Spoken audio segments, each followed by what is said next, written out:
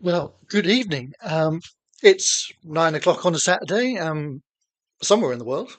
It's just gone 10 o'clock on a Saturday here in the UK. But we've got to get a line in here or there.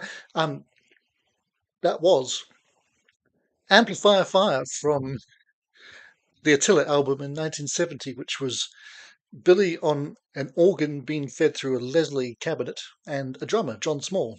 Just the duo. And the reason that ended was twofold. One, they played so loud they couldn't book any gigs. Two, the album's regarded as one of the worst uh, in history, which is slightly harsh, but also not that far off. And three, Mrs. John Small was called Elizabeth, and eventually, not that long after this album, she became Mrs. Elizabeth Joel. So you can see what happened there. Um, Funnily enough, when Billy and Elizabeth later divorced, John Small at that point was a music video director and came back into Billy's life and did the video for Uptown Girl and a few others. So fun times. Anyhow, um, g'day to all fans old and new. Um, Evan David, Bostart, Zach 8 if you're in. And really, Bostart, the Bee Gees have an album that's a contender for that title? I'm somewhat intrigued to hear that now. Anyway, I have promised an evening of hits and rarities, and we'll probably just bounce around between the two, but it is kind of a tricky thing because what do you class as a hit and what's a deep cut, what's a rarity, etc. Um, Billy has some well-known songs that were never singles, such as Vienna and Captain Jack and Scenes from an Italian Restaurant. He has some top 40 singles that pretty much nobody remembers. So, and then of course there are some low charting singles as well. So we're just going to go around in my usual random fashion and see what we fancy from the options that come up. Not in the best of three like we've done in the past, but just plow ahead and see what happens basically. So I therefore haven't culled or cultivated this playlist. It is literally everything from all 12 studio albums plus some of the demos and things that made it onto the My Lives box set. Not much live stuff, but I have got All the Songs in the Attic on, which is the live album he did in 1981, which was revisiting his early albums that weren't really A, successful or B, very well recorded. But we'll get into all of that. Let's kick off the usual style by having the iTunes Gods of Randomness pick our first proper song from the list of what we have here is 158 possibilities. As I say, some of those are different versions of the same thing, but let's see what it wants to start us off with. The aforementioned Songs in the Attic album. You're My Home, originally from the Piano Man album. You look into my eyes, and you see the crazy gypsy in my soul. It always comes as a surprise when I feel my withered roots begin to grow. Well, I never had a place that I could call my very own, but that's alright, my love, 'cause you're my home. Anybody who I don't know who's along tonight, say hello if you can. And Evan David and Bo Stark, I don't know where you are with Mr. Joel. I suspect, Evan David, you don't know an awful lot. Bo Stark, not sure about you.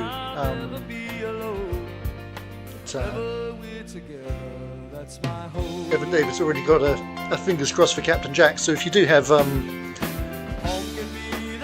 anything, whether it be a song or a style or an album you want to hear something from, I mean, I'll try and get to something from every album, because he's only got 12, really.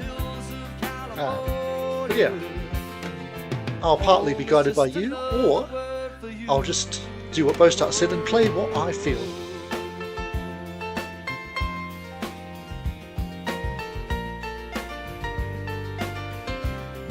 So Evan David's heard compilations. Bo Start knows the albums from 77 and 83, which for the layman are The Stranger and An Innocent Man. Well, I never had a place that I could call my very own. That's alright, my love, you're my home. Cool. Well, for me, Billy is much bigger than the hits. Indeed, as with many of my favourite artists, his hits are among his worst songs for the most part. Long as I have you by my side, oh, there's a roof above and good walls all around. You're my castle, you're my cabin, and my instant pleasure dome. I need you in my house, 'cause you're my home. You're my And home. just because it is going to roll into it anyway, we're going to hear a tune from The Stranger, and I would say this is the most obscure song from that album by quite a distance, but it's one that my family still quotes on a regular basis, which is "Get it right the first time." That's the main thing.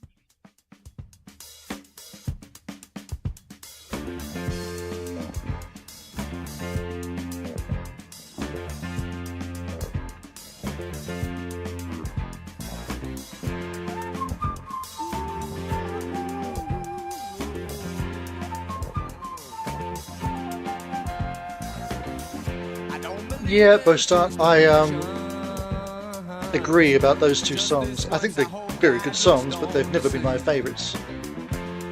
And yeah, the Lightfoot inspiration for "She's Always a Woman" is nice, but obviously, or maybe not obviously, there's a much better Lightfoot inspired song in the catalogue as well. And Billy is a big Lightfoot fan. We heard Attila there, which was on Epic in 1970, but before that his band The Hassles were on United Artists, same time as Gord was on that label, so I suspect that is how we came across him in the first place. Well, it was Happy Mother's Day. My mum's got her card.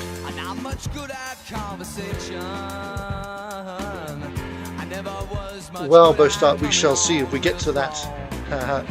It's one of my favourites actually. It was a single, but not a big hit.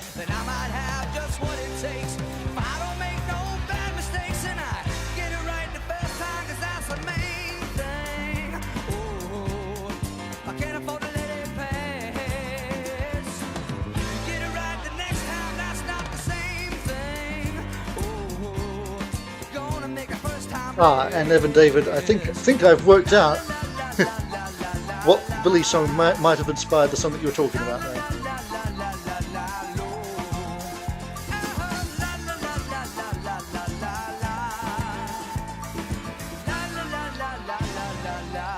Curiously enough, another favourite singer-songwriter of mine is Rarity, who a couple of years after this did "If You Get It Wrong, You Get It Right Next Time."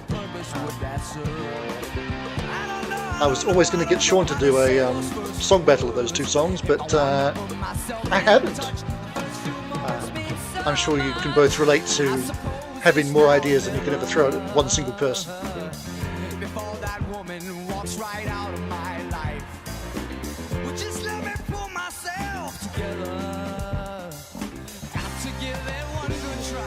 Also dug up my old, very old scrapbook, which dates back to 1987, and has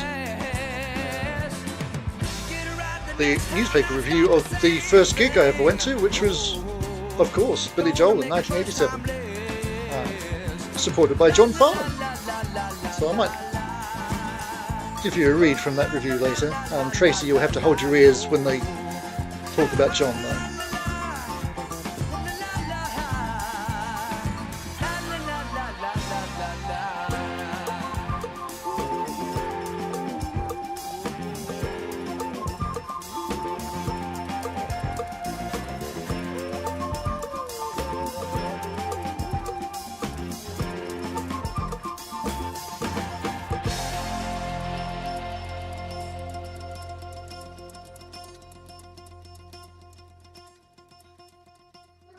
All righty. Seen a tune on my little list. Look, we might come back to this one. We're not playing it now. A year ago, when it was only Billy's 75th birthday, I did a whole week of Billy stuff on the channel. So that's all still up to have a look at. And of course, I included a video on his greatest song, And This Is It, Scenes from an Italian Restaurant. But we won't go there just yet. What we will do is come to a tune that prior to the release of Turn the Lights Back On, his sort of mini comeback single last year that he very quickly pretended he'd never done, he'd only written one song with somebody alive, because he did sort of co-write a tune with Beethoven that we might get to as well. And this person he's also championed in getting them nominated and now selected for the Rock and Roll Hall of Fame. That person is Cyndi Lauper. So let's hear the tune that they did together. And Cindy's got a prominent vocal part. Sort of her part builds as the song goes on. So this is a song Billy was trying to write and failing to, and she just sat in the studio and helped him knock it out, basically. So this is from The Bridge in 1986. Probably his most underrated album. But then again, it's also the first album that was new when I was a fan. So it's kind of got that special place in the heart sort of thing going on.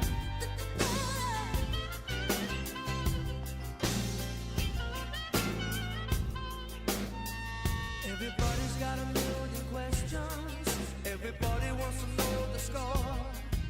But you went through something you should be. Yes, Evan David, you're sleeping if you don't know Jerry Rafferty. Next time you're in a shop and see a compilation of his, then pick it up, all of the City to City album, or any of his albums. Again, he wasn't that prolific, so, and he never made a dud. Ish.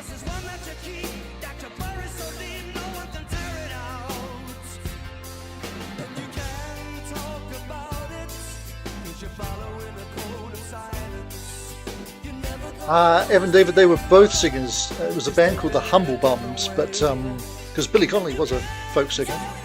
But the story Jerry told is that the songs became shorter and shorter, and Billy's in-between jokes got longer and longer.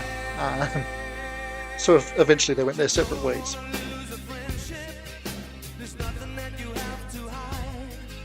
And both start saying this album was a bit of a quiet pause for him in terms of critical and commercial acclaim. Certainly critical acclaim, and in the UK, certainly commercially, it did very little here for some reason. Didn't do as much in the US as the other, but I mean, it was still a top 10 double platinum album with 3 top 20 singles, so the drop-off was slighter at home, but of course it also followed his greatest hits album, and it's very hard to follow a massive greatest hits album with a new album that can live up to that. I can think of the Eagles and Hotel California being about the one example where the studio album after a compilation went further commercially, if you see what I mean.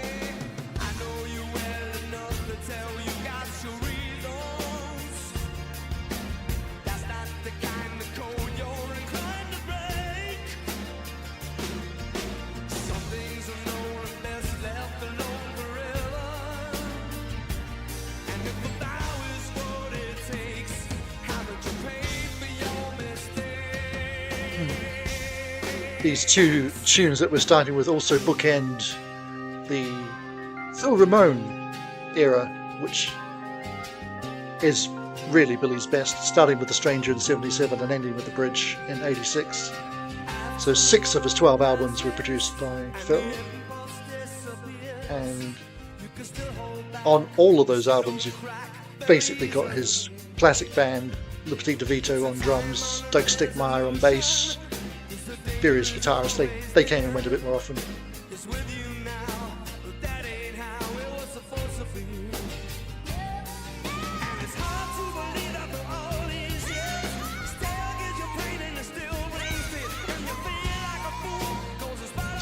Cindy going off there.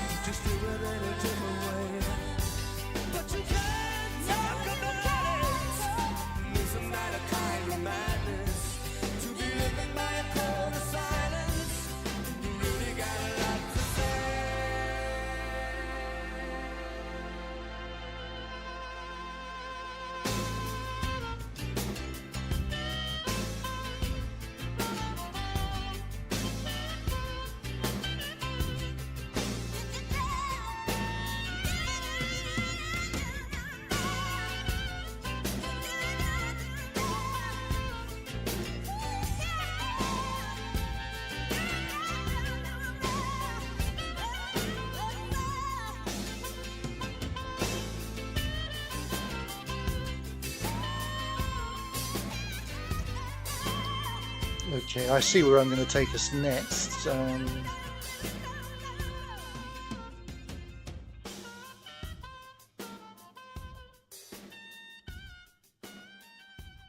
We'll get our first hit single in of the night. Now, speaking of Billy's greatest hits, some people might know, I certainly do, for obvious reasons, that his Greatest Hits Volume 1 and 2 was the first album I ever bought with my own money, and it took me months to save up for it. And, I mean, I was 6 years old, so that explains that. And, of course, it wasn't the first album I owned. I had been given albums before, but that was the first one that really made its mark. So, it's also the album that taught me about this thing called single edits, because there was a song that I didn't already know on it that had all the printed lyrics, but there was a big chunk of lyrics that weren't in the song, and I didn't understand why. Well, the reason was, for some reason, they printed the full lyrics, but the song was the single edit. So that song was from The Nylon Curtain in 1982, and when I saw Billy live in '87, he played it, and it was the first time I'd heard all of those lyrics. So let's hear them now. The song I'm talking about is "Pressure," which has, I don't know, I think this is one of Billy's coolest songs, if there's actually such a thing. And after this one, chaps, I will throw up a poll for you to pick our next single from, out of a few options that I can see here. You have to learn to pace yourself. Pressure, you're just like everybody else. Pressure, you've only had to run so far. I've put the years on these in case it helps you choose between them.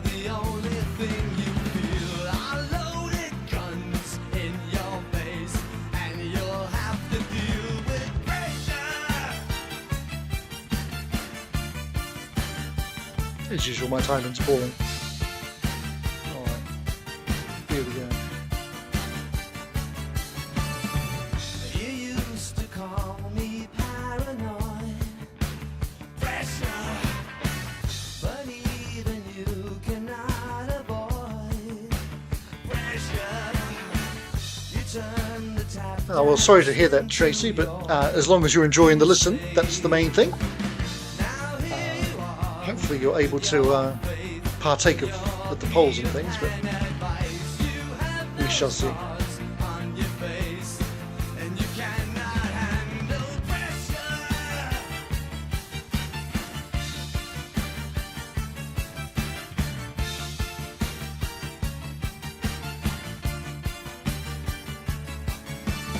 Bosat says he kept meaning to get this album because isn't it basically Billy Goes Political?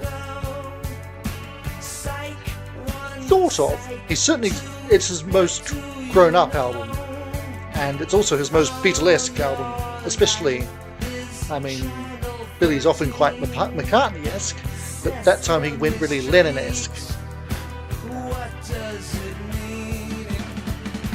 Definitely an album I think Sean should revisit, because I think he had it when he was a kid and he would have, all the Beatleisms would have completely passed him by then, but he'd appreciate it now. Don't ask for help, you're all alone. Pressure, you'll have to answer to your own. Pressure, I'm sure you'll have some cosmic rationale.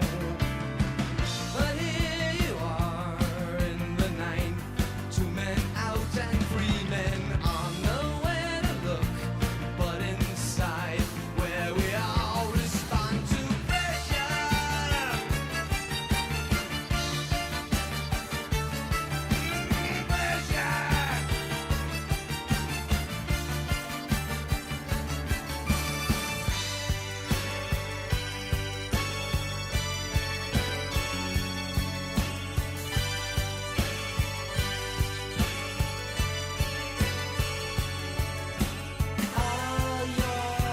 All your Evan David, there's some Billy stuff up there, not a lot.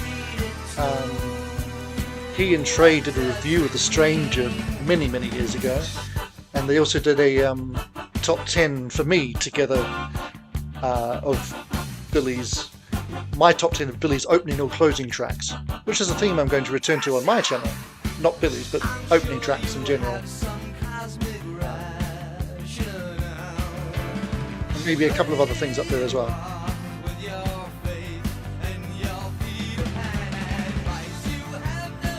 Oh, I'm on the telly. That's nice, Tracy. And you're moving on Friday. We should probably play Moving Out for you at some point then.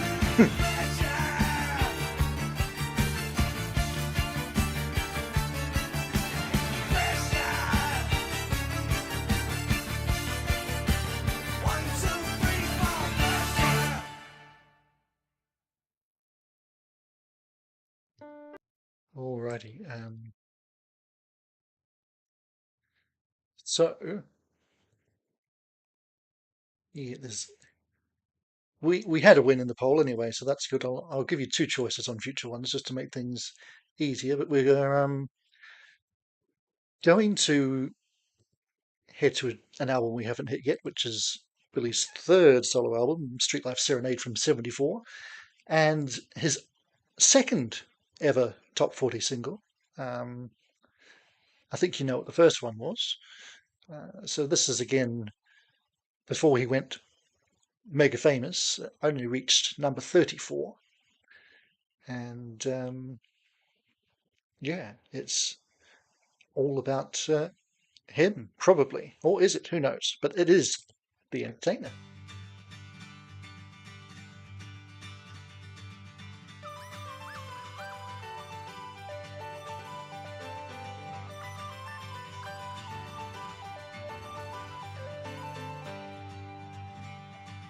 I'm the entertainer, and I know just where I stand. Another serenader and another long-haired band. Today I am your champion. I may have won your hearts, but I know the game. You forget my name, and I won't be here in another year if I don't stay on the charts. Ooh. I am the entertainer, and I've had to pay my price. Things I did not know at first, I learned by doing twice. But still they come to haunt me. I don't know how to count when we play tracks from Songs in the Attic, if they count towards the parent albums that the tracks are from or not. So just because I can see one coming up that I think we'll have to hear, that again is the live version rather than the original studio.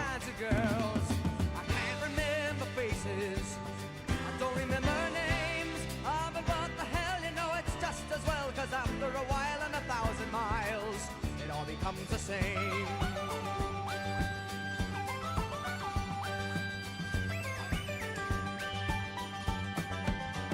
Where it starts, there's a Q review in '89 described The Stranger as ending a trilogy of classic Billy albums. He worked out that would also include this one and Turnstiles, but the view doesn't seem widely shared. I would go as far as to say that they probably forgot this album existed and they meant Piano Man. I can't prove that, of course, but...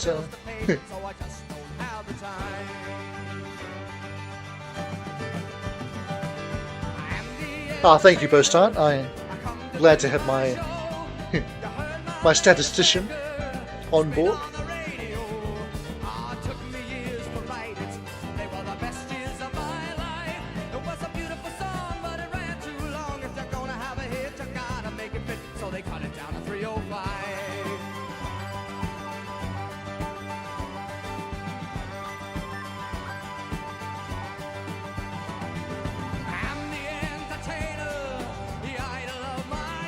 Oh wow.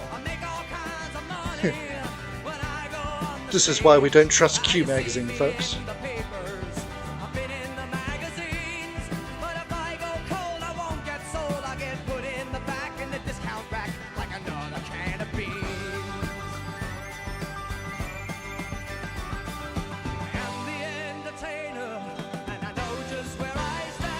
By the way, chaps, just because I think Billy stuff can be prone to getting taken down relatively quickly, I will probably just automatically start a part 2 after we've been up for an hour or just after.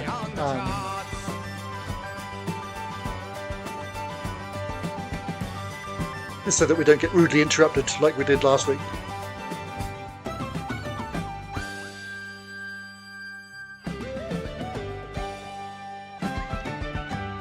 It doesn't... Well, yes and no, Boast. He's asking if there's other tracks where Billy goes wild on synth. There are some. Now, I mean, the trouble with Billy is I like so many of his songs. But are we going to stay here or are we going to go there? Well, we haven't done a track from this album yet, so let's do that. This closes side 1 of his first solo album, Cold Spring Harbor, and I don't know, Boastat you probably do, but I don't know, Evan David, if you're familiar with the story of this album, that it was mastered at the wrong speed. So it was mastered at 38 RPM, so everything was sped up and it really sounds like a bit of a chipmunk. Clearly Billy was not impressed, and the album died a death, and he was very depressed. And he had a terrible deal that basically gave that record company everything he did for the next 10 albums worth. And that's when he fled to LA and hid in a piano bar for a while. And we know what happened after that. So the point of that is that it's never been commercially released, and I don't know why. But there is a proper fan-done version of that original 1971 album, speed corrected. So we're going to hear a song from that, as opposed to the version that Columbia put out, which was a bastardization. They took lots of elements away from it, and it's just not good. So yeah, a nice little quick tune with rapid fire piano playing from Billy on this one. He didn't keep the star for very long, possibly because his fingers wouldn't have coped with it, especially after the motorcycle accident. His playing really changes after that in the early 80s. Anyway, enough blabber for me. Let's have some Falling with the Rain.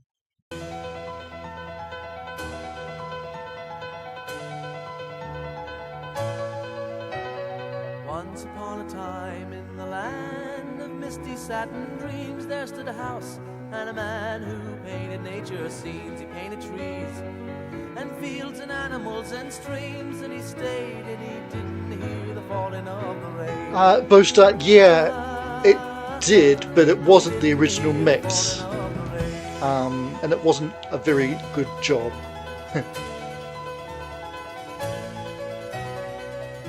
forest green lived a girl who put her hair in braids, and she sang And as she walked all about the wooded there glades. was a She was story glad that when the rain came falling on her face, Billy and had she a, sang, 'cause she did not mind the falling much as of we're the doing rain. tonight almost, but in the old-fashioned way, an album listening party when the album came out, and was so disgusted by Will it always be the same as we the recall? whole muck-up that he took the record off the turntable and flung the record down the street like a frisbee, which was a story I didn't quite believe until I heard it from the horse's mouth from his original drummer, who was there, and his name was Rhys Clark, and I saw him 2 years ago, where he was part of a band who played this whole album.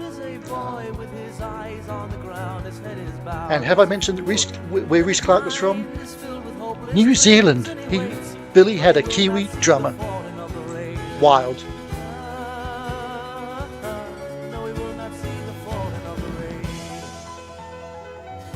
Will it always be the same as we recall? Does it touch you when the rain begins to fall? Ah, but I don't want to know, and I don't want to see another rainy day without you lying next to me.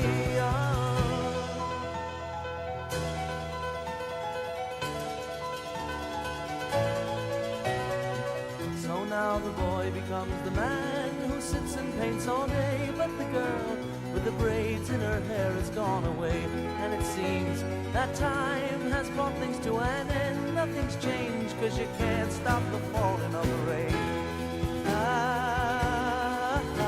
No, you can't stop the falling of the rain. All right, now we're going to stay in the early years, but we're going to go to another live version from Songs in the Attic, and this is the version that was actually released. Well, both versions were released as singles. The original did nothing in 1976, and then the live version reached number 17 in 81, and was also included on my copy of the Greatest Hits album in the live version. But these days, if you get it or listen to it on streaming, I think they've gone and put the studio version on there, which is just wrong because it wasn't a hit. Anyway, this is when Billy was in LA for those first two albums with Columbia that we just heard The Entertainer from, and Piano Man, of course. He moved back out to New York and he said goodbye to Hollywood. And this is how he did it, with some fabulous sax from Richie Cannata towards the end of the song as well.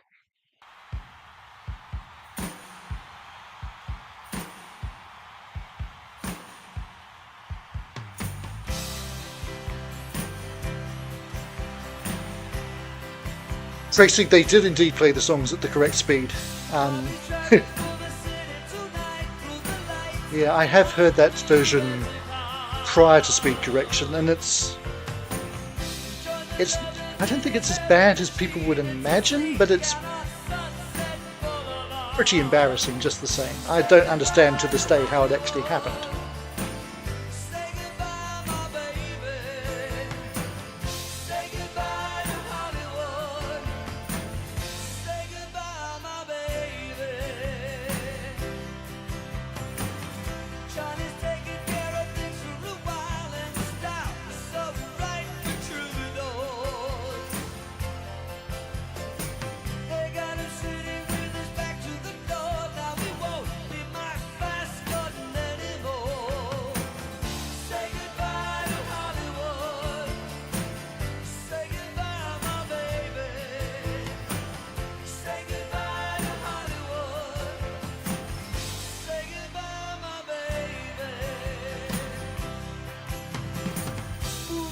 So I'm going to give the chat a choice of two songs. One is an album cut, and one is a transatlantic top 30 single that everybody has forgotten. Top 30? Maybe it only made 32 here. Anyway, yeah, so two albums that we've not yet had represented. see what you fancy. Again, I'll stick the dates in there, and I apparently can't spell. That's no surprise to anybody.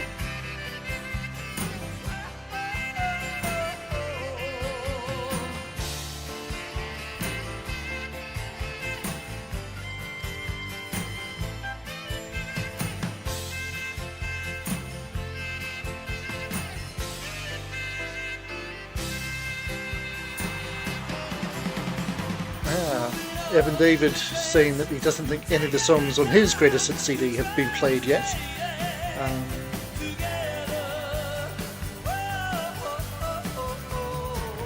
I'm guessing that is Piano Man, the very best of Billy Joel.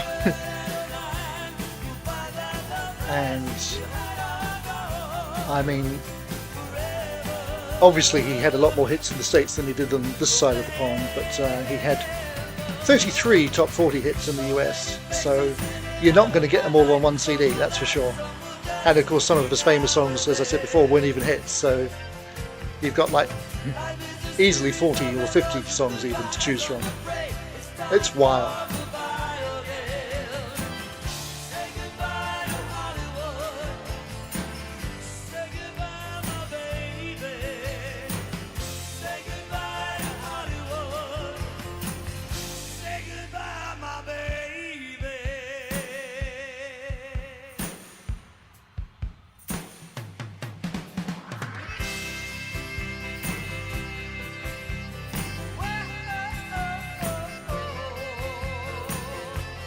Ivan David, that's the compilation that is perennially in the UK charts. And Tracy's happy to hear any songs from Billy, but if he had any Ant songs, then we'd play those as well. And I guess he does. There is Anthony's song, Moving Out. Oh, we had to play it twice for Tracy. She likes Ant songs and she's moving.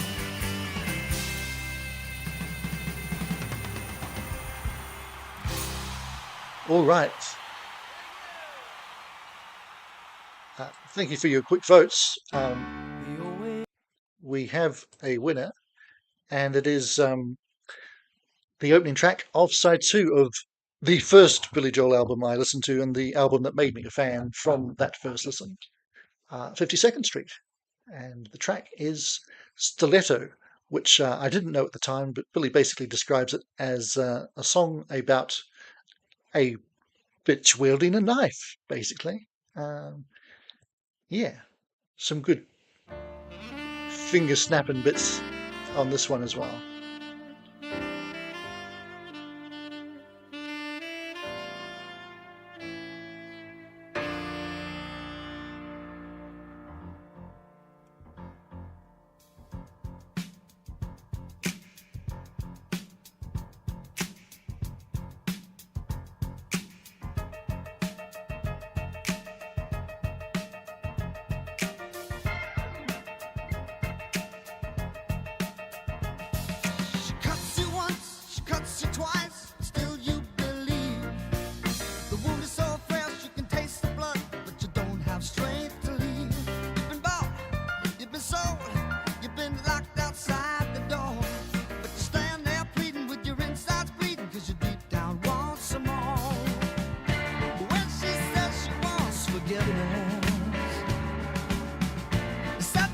Oh, it's, trust me, Bostar, it is always there.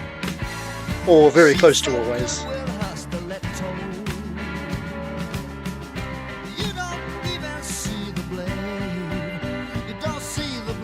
Oh, Withers is a good shout, Bostar, yeah.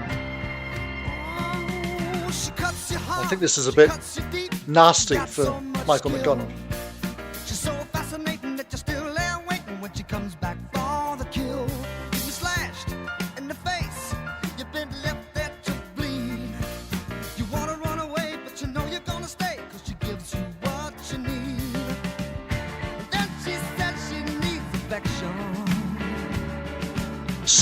Speaking of the charts, the album I showed you all last week, Andrew Cushin's Love Is For Everyone, made top 40, which is what he was hoping, number 35, which could have done better, but it really, really shows you what streaming does to the charts these days, because it was number 4 on the sales charts. So, yeah.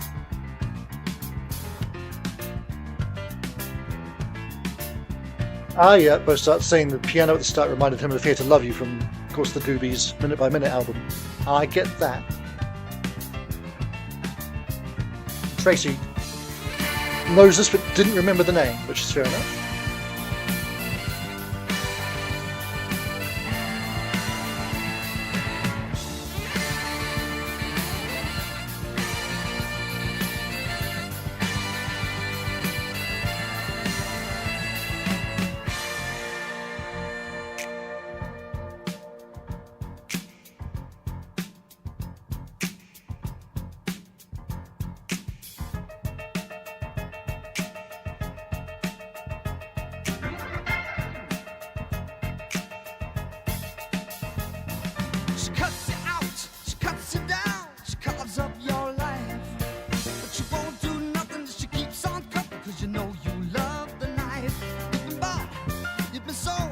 So, as I perhaps related before, I was 5 years old and homesick with the mumps. Had been bedridden, but was getting better, while still not being able to go back to school. So, asked if I could play a record, and for some reason, I don't quite know why, 52nd Street was the one I decided to pull out and get Mum to play. And you could say it changed my life. That wouldn't be that much of an exaggeration.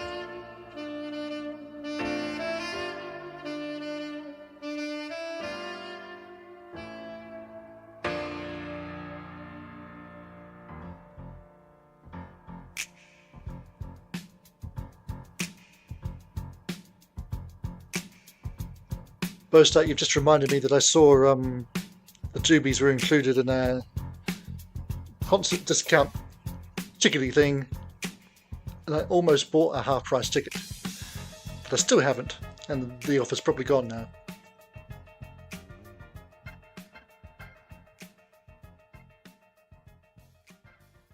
Well, I mean, I was 5, so I'm not sure that I knew what I was getting at all. But I liked what I got. Alrighty. No, we won't do that one. I mean, we could do, but we won't.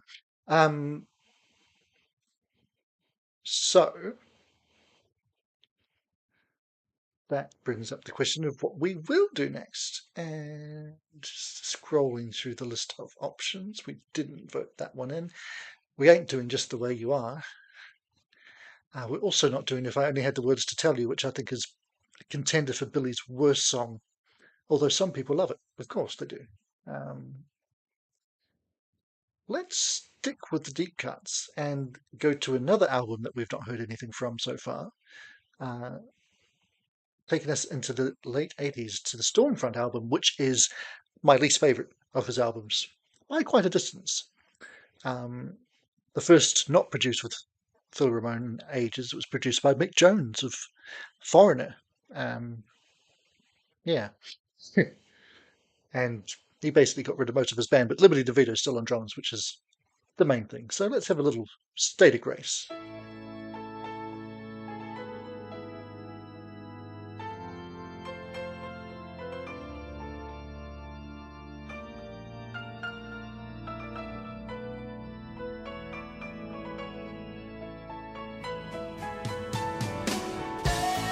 I can see that we will have another visit to this album before too long.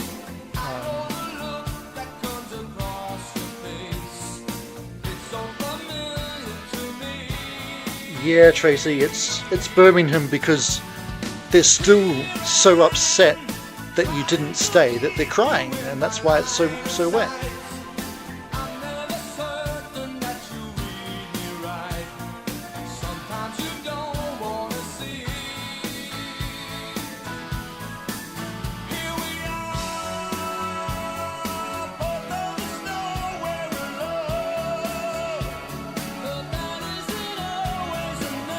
Yeah, but 6 out of its 10 songs made it onto his third volume of greatest hits, but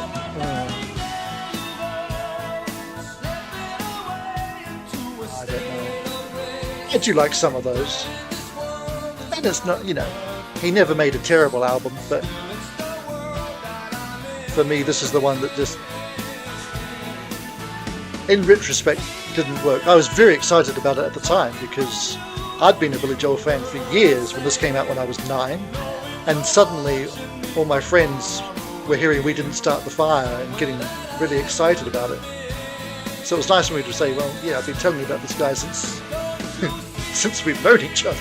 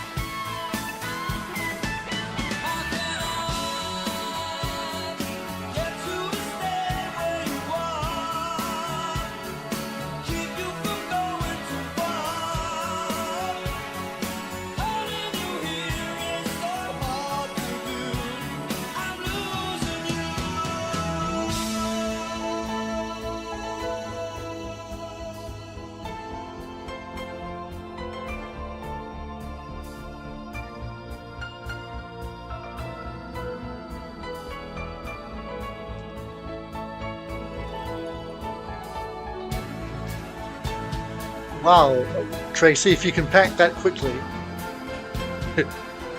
you've done very well.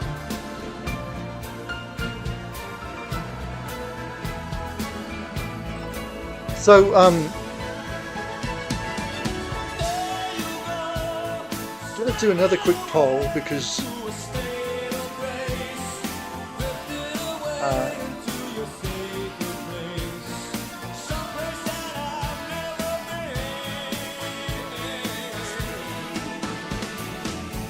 Evan David mentioned a track that is in the contention.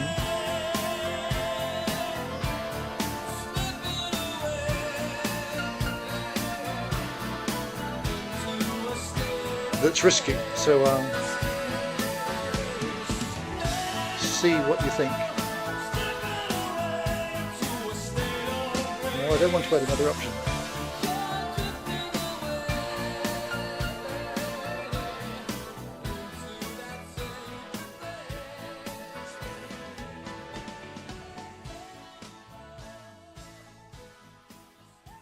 Ah, okay. I'm going to cancel that poll because I couldn't get it to work. Right. I'm just going to decide myself in that case. Alrighty, so I think we can fit in a couple more songs before we have a pause and jump into part 2. And what have we got? I think we all like a good song about a prostitute, don't we? I certainly do. So let's go back to the Street Life Serenade album, which is my second least favourite Billy album. After that bottom 2, everything's really good. But as you can tell, these lesser albums have some great tunes as well. So yeah, as Billy said, this is a song about a prostitute. I'm not going to talk about it.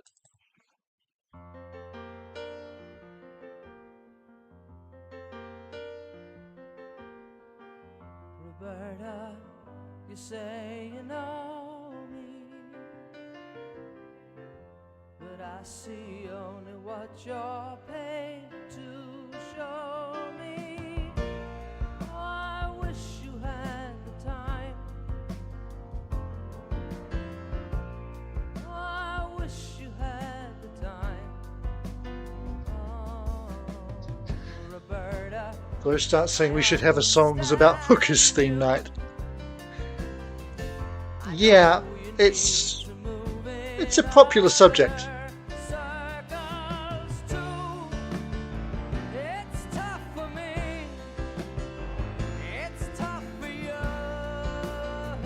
It's pretty astonishing that this means that Street Life Serenade is the first album we're hearing 2 songs from.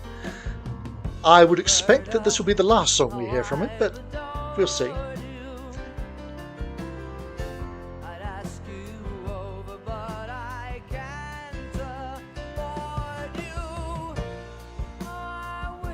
So after this we will go to another hit from an album that we haven't yet had a song from, and that will close out part 1, and then we will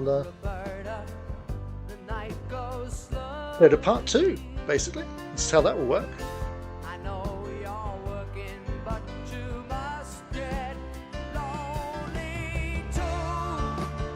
And not very keen on what, Bostar? Hookers. I love hookers. Some of my best friends are hookers.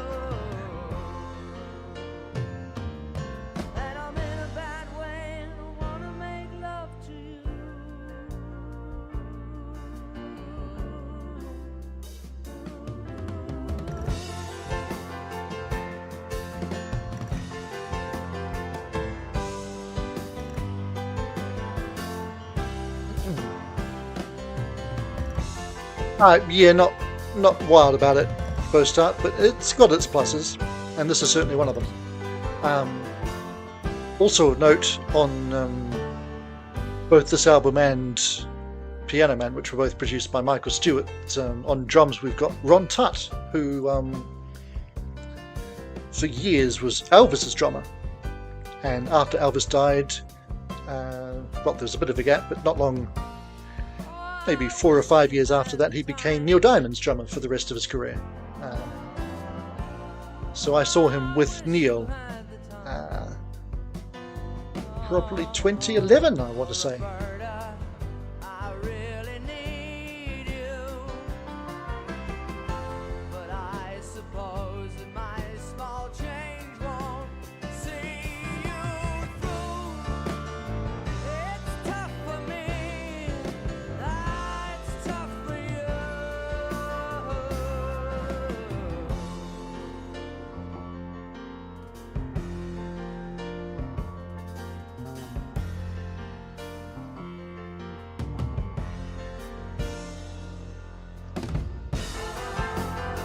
Air drumming for you there.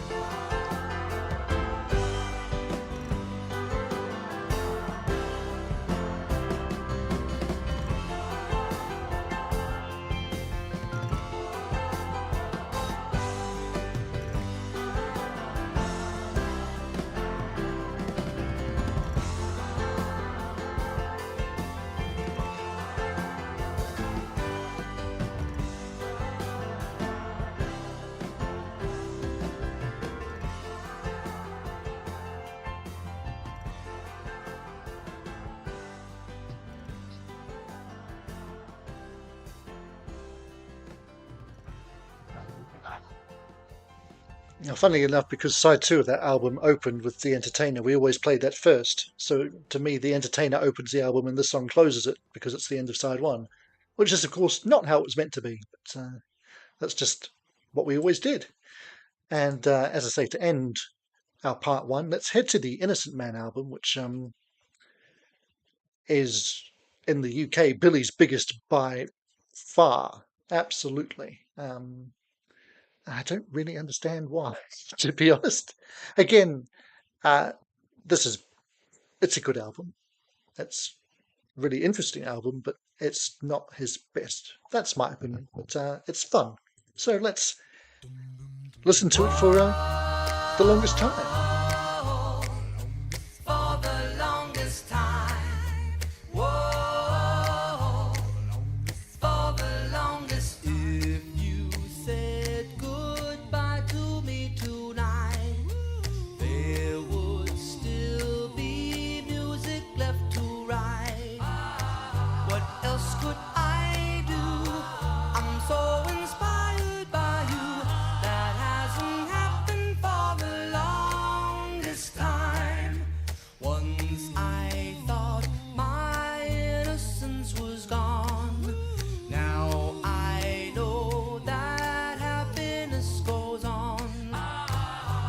Where you found me when you put your arms around me. I haven't been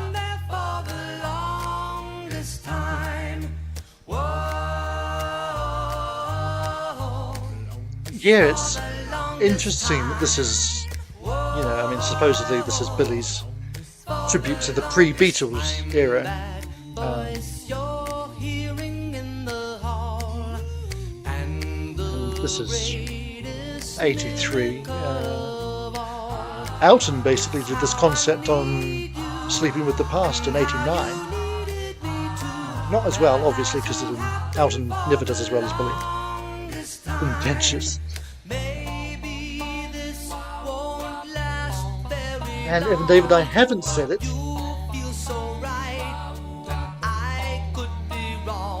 I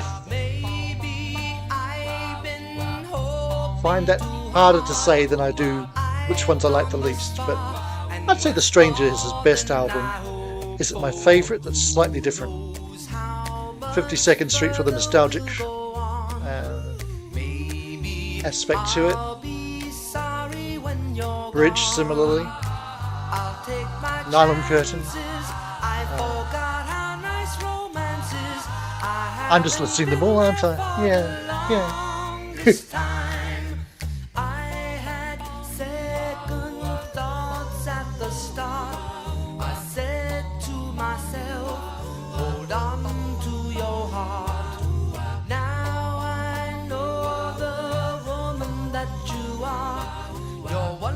Putting the link in for part 2, which I will make live very shortly after the song ends, which is in about a minute's time.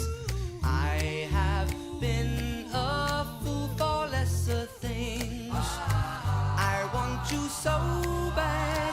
I think you ought to know that I intend to hold you for the longest time. And Evan David, I'm not really familiar with the track listing of that compilation, but have we hit anything from it yet?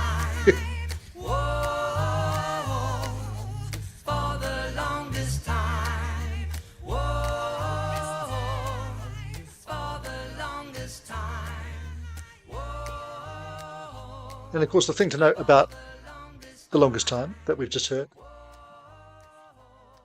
every single vocal that you heard in that track was Billy. Overdubbing and overdubbing and overdubbing. Very impressive. It's not one of my favourites, but it's very well done for what it is. Alrighty. So let's have a 3-minute break, and I'll be back in part 2 for more of the same, or more different stuff, in fact, very shortly. And early on in part 2, we're going to hear the other Gordon Lightfoot inspired tune, which is one of the 6 tunes from Stormfront that made it onto Greatest Hits Volume 3. I'll just tease that there, and I'll join you for that, or you'll join me for that soon, I hope. So see you there.